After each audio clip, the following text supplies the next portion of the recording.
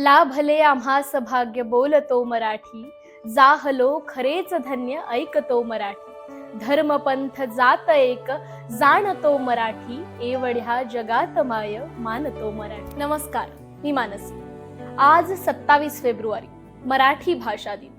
पण आजचा दिवस फक्त भाषेचा नसून त्या शब्द सम्राटाचा आहे ज्यांनी मराठीला नवसंजीवनी दिली।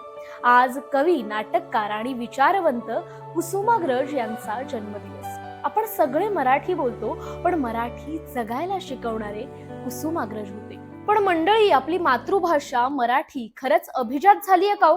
की फक्त कागदावर अभिजात आणि प्रत्यक्षात उपेक्षित? आज आपल्या महाराष्ट्रातच मराठी हळूहळू एका कोपऱ्यात सरकत चालली आहे। गेल्या 2 वर्षात तब्बल 255 मराठी माध्यमाच्या शाळा बंद झाल्यात आणि जवळपास 2000 शाळा बंद होण्याच्या उंबरठ्यावर उभ्या आहेत। कारण काय? कमी पटसंख्या आणि पालकांचा वाढता इंग्रजी माध्यमाकडचा कल। आपल्याला मराठीचा अभिमान आहे, हो, पण तो अभिमान फक्त 27 फेब्रुवारी पुरताच जागा का होतो? ज्या भाषेत आपण पहिल्यांदा आई म्हटलं, ज्या भाषेने आपल्याला ओळख दिली, त्या भाषेचा सन्मान वर्षातून एकदाच का?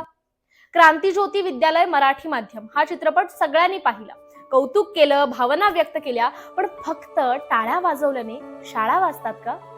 आजही हजारो मराठी शाळा अस्तित्वासाठी झगडतायत आणि जर शाळाच बंद होत गेल्या तर उद्या मराठी जगेल तरी कशी? फक्त बोलण्यातून भाषा टिकत नाही, ती शिकवावी लागते, ती जगावी लागते आणि सर्वात महत्त्वाचं, ती पुढच्या पिढीकडे जपून द्यावी लागते। तुम्हीच विचार करा, आपण खरोखर मराठी वाचवतोय की फक्त तिचा उत्सव साजरा करतोय?